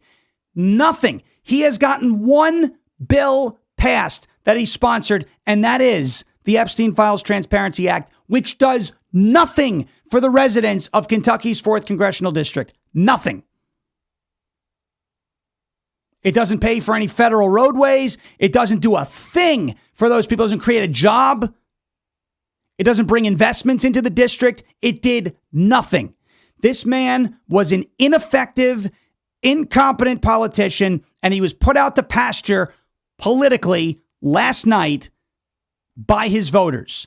I don't want to hear a peep. Israel won the election. No. Ed Gallrein won the election. I don't want to hear a peep. Israel cost Thomas Massie. The Jews cost Thomas Massie, as Chewbacca pops up on the screen, his seat. No, Donald Trump cost Thomas Massie his seat. This whole psyop about MAGA is dead is bull. It's BS. If MAGA was dead, how come we got so many great results last night? If MAGA was dead, how come MAGA just told Thomas Massie to go F himself? If MAGA was dead, how come Brad Raffensperger finished 3rd in Georgia's gubernatorial primary? If MAGA was dead, how come all the MAGA patriots who supported Mike Collins, despite him being outspent 15-1 in the Georgia Senate primary, came out and put him up at the top of that list where he finished 1st? If MAGA was dead, how come Georgia and the Republicans in Georgia held those Supreme Court seats? If MAGA was dead, how come we saw, 37-0 last night? In terms of the race? Let me see if I can find this. There's a graphic that I had. I got to see if I could pull it up. 37, I think it was. 37 wins and 0 losses in the May 19th primaries for Trump-endorsed candidates.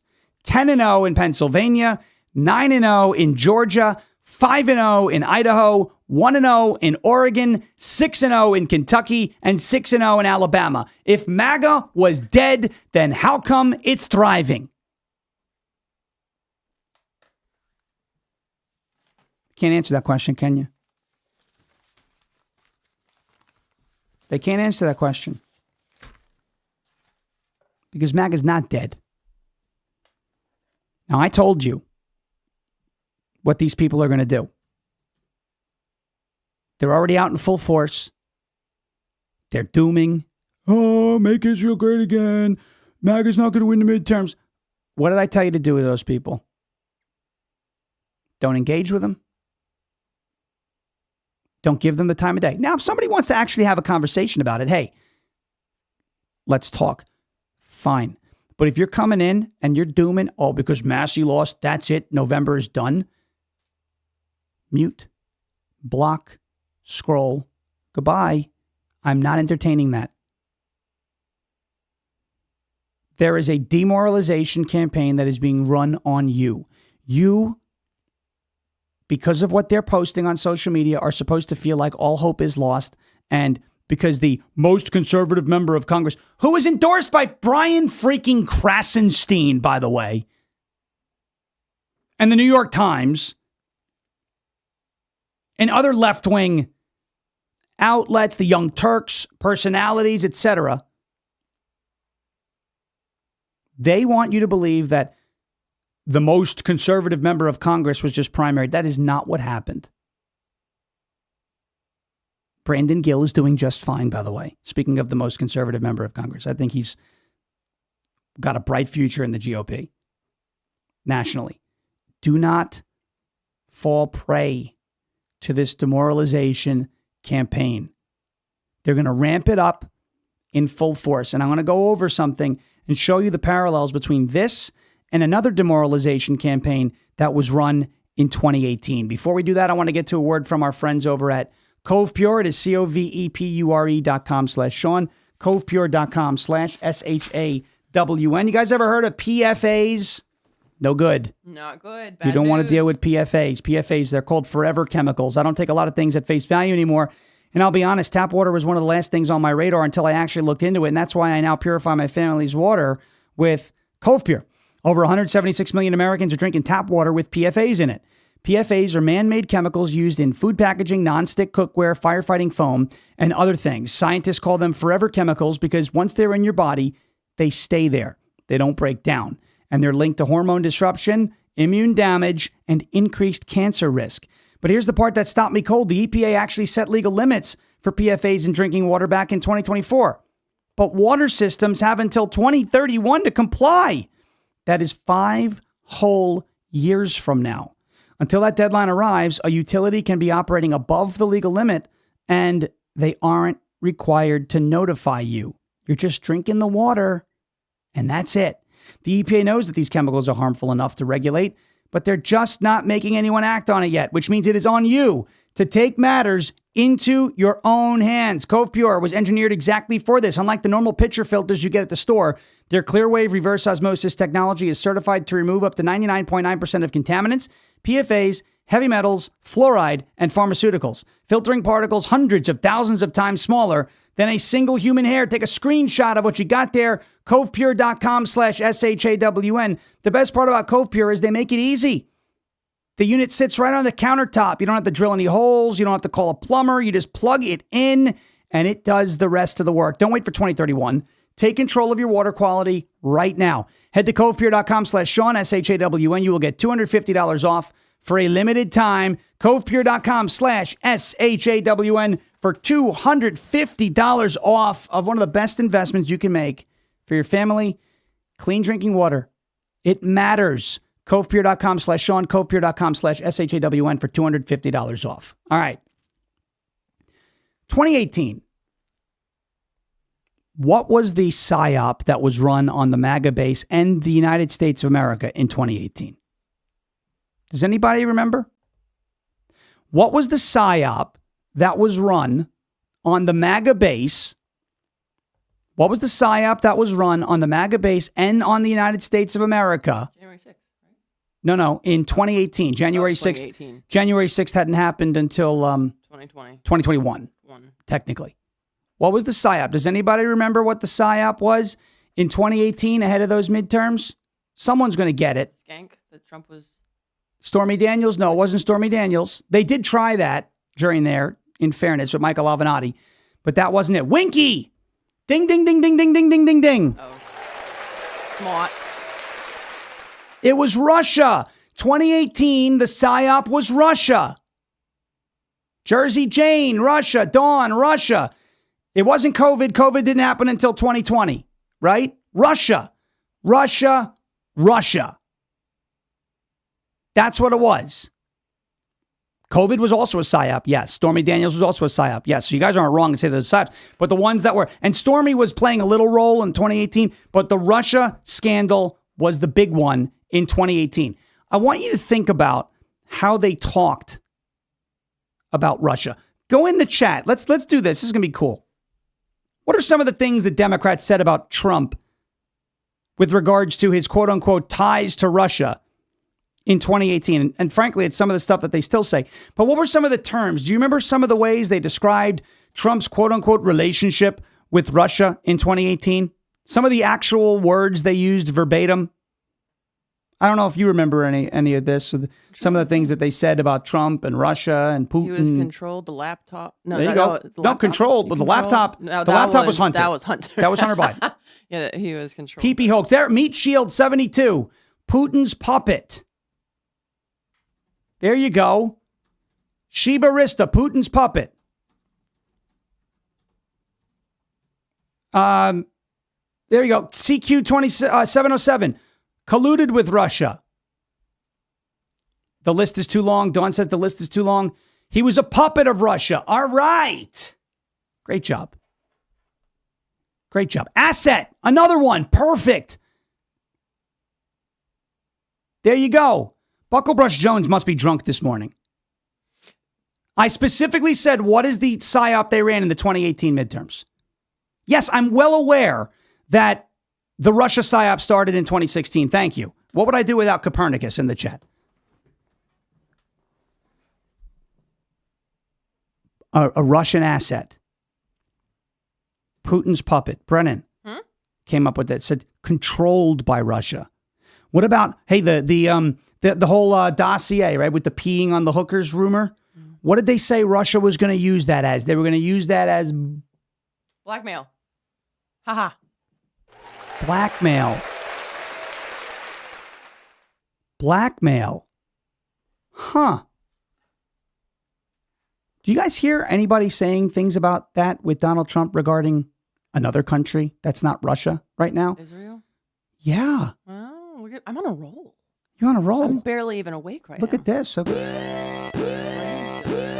That's the Brennan's From the on allergies. I'm in a little bit of a haze. That's the Brennan's on a roll alarm. Somehow. So I want you to understand what I'm showing you here. It is so easy to see the psyop and recognize this. In 2018, the way they were able to motivate their base to vote for Democrats in the 2018 midterms was they were going to impeach Donald Trump. Remember, Rashida Tlaib literally campaigned on impeach the MFer over Russia. You can't, a vote for Republicans, a vote for Russian control of our government, a vote for, if you don't vote for Democrats, Putin's puppet in the White House. Russia is blackmailing Trump. Remember how many times? I wonder what Putin has on Trump. Ladies and gentlemen, fast forward 8 years.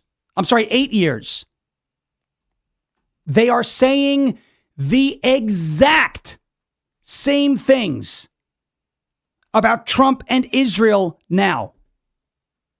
Trump is in the Epstein files. Israel is blackmailing Trump. Bibi has something on Trump. Trump is Bibi's puppet. Trump is an Israeli asset. Trump it was installed by the Mossad. Folks, once you see this, you cannot unsee it. It is the easiest psyop to spot. They're playing a video game. They took one player out of Madden and put a different player in. They spelled their halfback. They put in the next quarterback. They substitute Russia for Israel. It's the same words. It's the same people. It's the same psyop. They want you to believe that Donald Trump has no agency and is owned by another country. They tried it with Russia. That failed. And now they're trying it with Israel. And that failed last night too. It is the same psyop. Israel is the new Russia.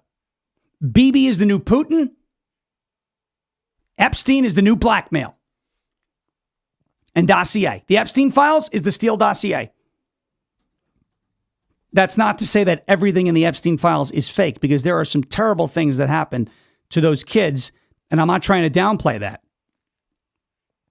But it is being used against Trump in the exact same way. The Steele dossier, Donald Trump, golden showers, the PP hoax, all that stuff.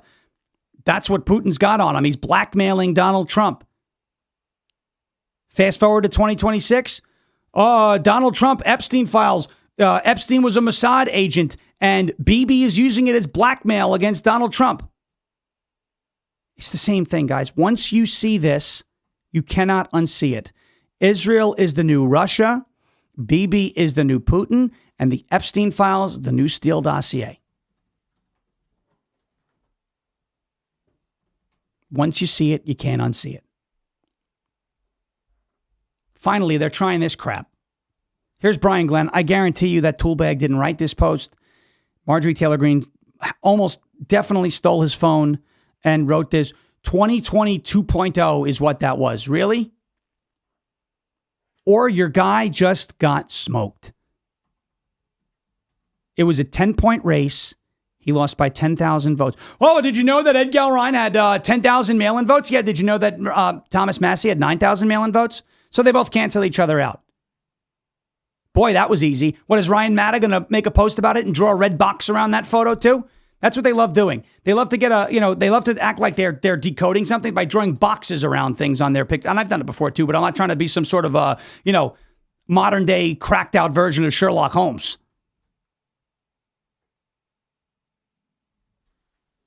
Your guy got smoked.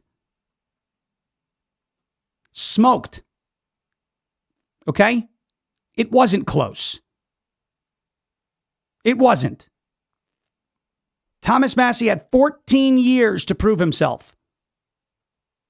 And Kentucky's 4th Congressional District finally had enough. Coupled with a Trump endorsement, the end has finally come for the Thomas Massie era.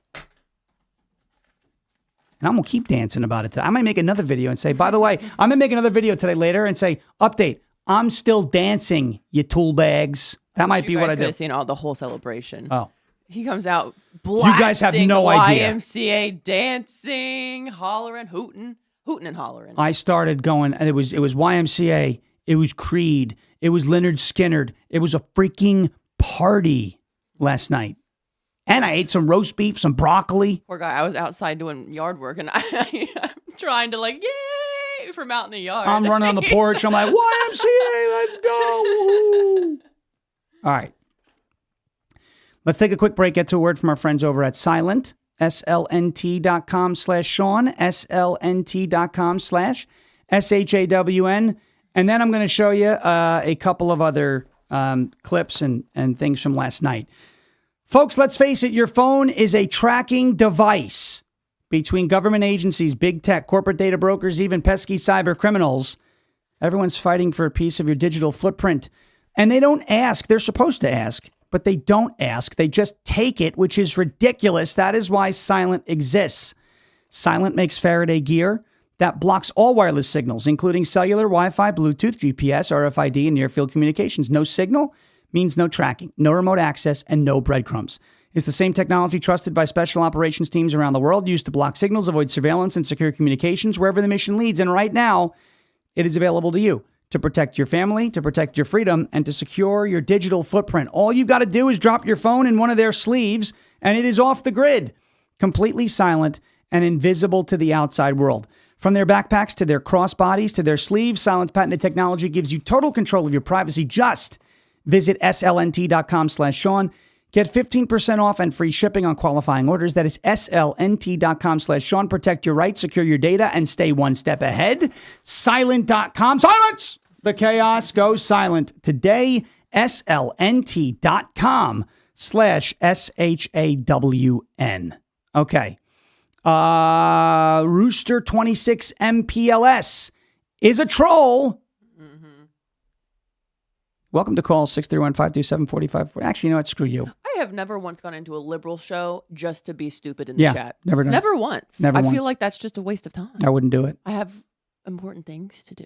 I've watched people I disagree with, like live streams, but I'm not in the chat going, "You're wrong. You don't This go is in there stupid. just This is." to be a pain in the butt in the chat. I was listening to Jabba the Hutt last night, Slobbert Barnes, right? Well, you have to understand, in the middle of his cheese sandwich, you have to understand, that with his stupid lisp, right? You have to understand that, like, the future is still coming, and, like, MAGA's, like, dead, bro.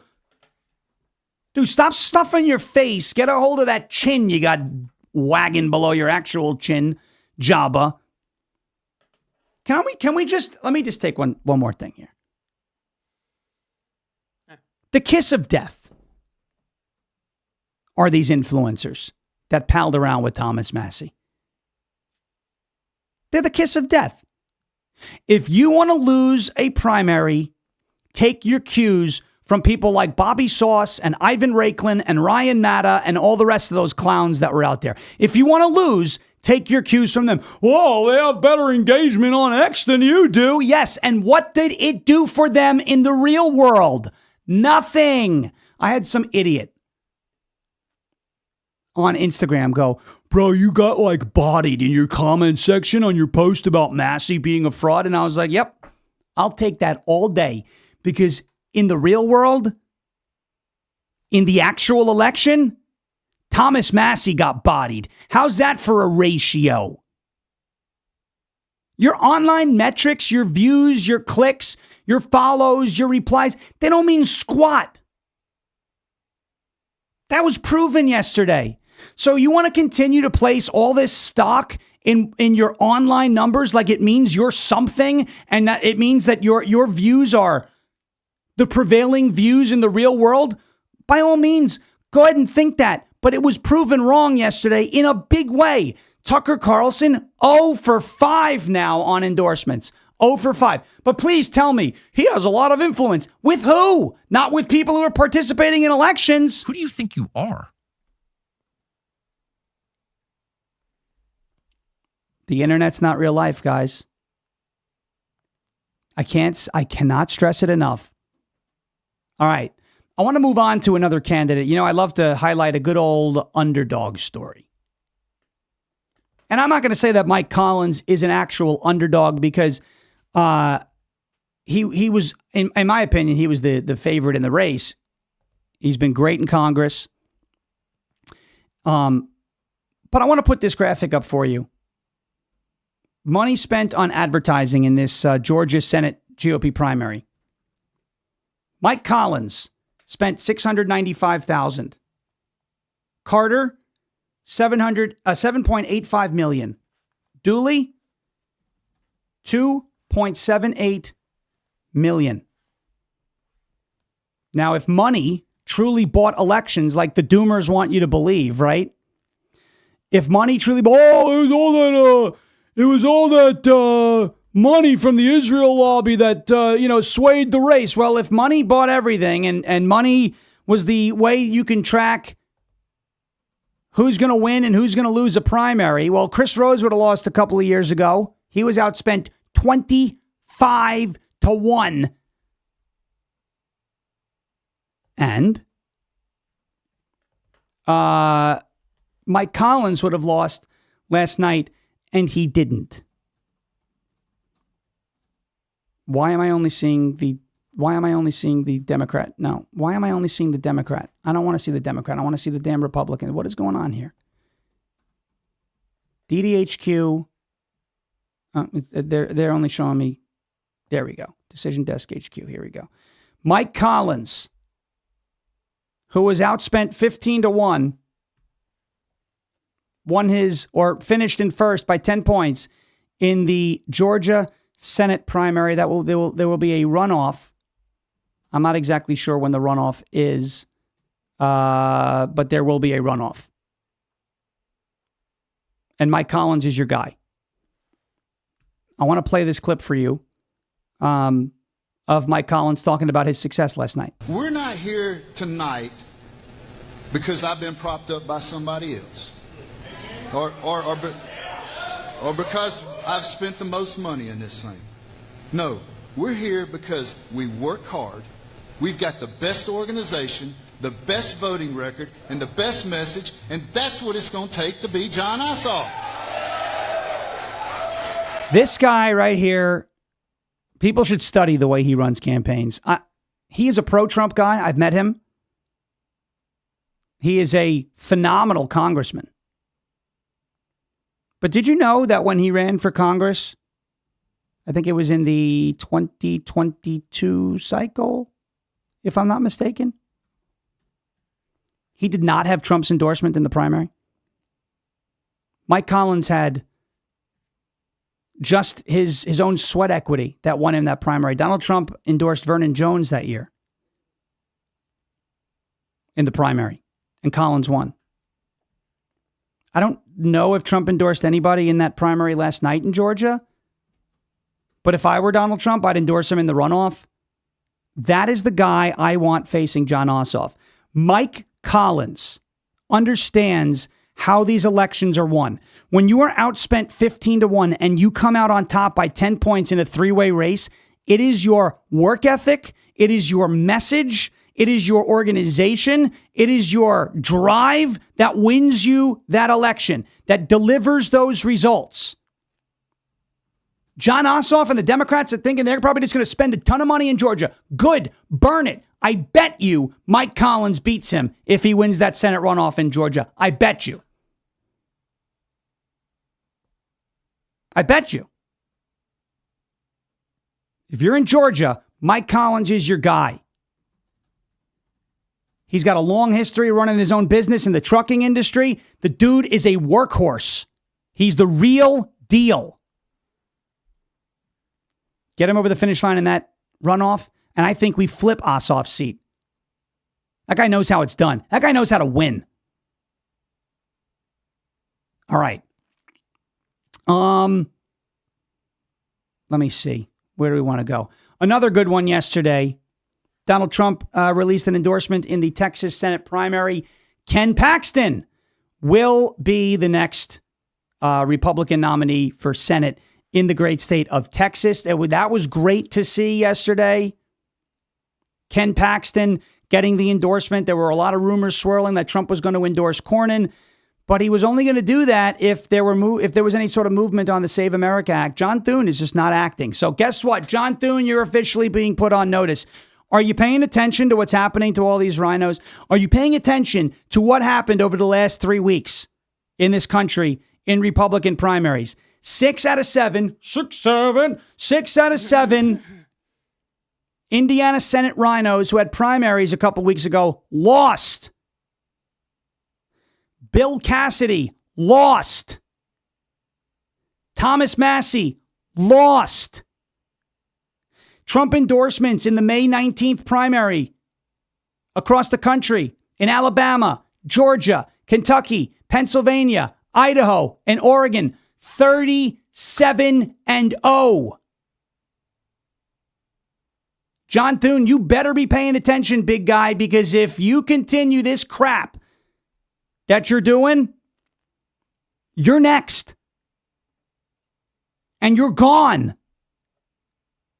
You will lose your job. He's up for re-election in 2028. There's just 2 more years. Oh, he's just trying to run out the clock. Donald Trump is still going to be influential and popular in Republican politics in 2028. Matter of fact, that might be the peak of his influence because we're going into the next era, the next chapter, and everyone's going to want to see who he wants to hand the torch over to. And I guarantee you, he doesn't want the torch falling into the hands of people like John Thune. It is Mo time. It is Mo time. Thank you, guys and gals, for the warm reception this morning. You know what we need to get on our soundboard? What? Remember that song that I was saying? She says, he's choosing Texas, I can tell, but Jews everyone Texas? thinks Right. that she's in Jews and taxes. Right. Jews or and Texas. taxes. Yeah. Yeah. It's Jews and taxes, I can tell. That would be so fun. Finally, I want to show you what the Doomers are actually up to. I told you it's a demoralization campaign. What does it mean to be demoralized? It means to be detached from reality and unmotivated, right?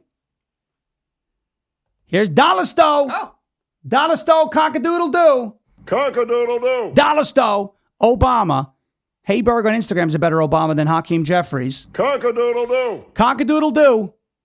Here is Hakeem Jeffries telling you, he's saying the quiet part out loud here, guys. This is the play. It is demoralization in order for them to win. Listen. I guess part of how we as House Democrats view this moment, either MAGA extremists are going to break the country or we're going to break them. And our goal is to break them. We will defeat them.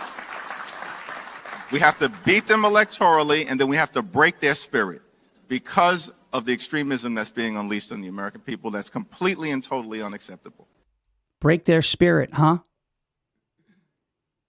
Now do you understand why the doomers are doing what they're doing? Now do you understand when I tell you that these people are not on our side? Now do you get it? The doomers on social media are trying to break your spirit. Who wants your spirit to be broken? Hakeem Jeffries. Now, I don't know if they're coordinating with him, but I do know that every time the Nothing is Happening Brigade starts going berserk on nothing's happening, Israel first, Massie, this one, now Fishback, whatever. Every time they start their BS on social media, Hakeem Jeffries is looking at that, licking his chops and saying, look at them, they're going to break their spirit. This is all about demoralization and making you depressed, making you feel like you were let down, making you feel like promises were betrayed. Do not let the doomers break your spirit. That's what Hakeem Jeffries wants. Instead, look at 37-0. Look at how easily Thomas Massie was defeated in the vote count last night.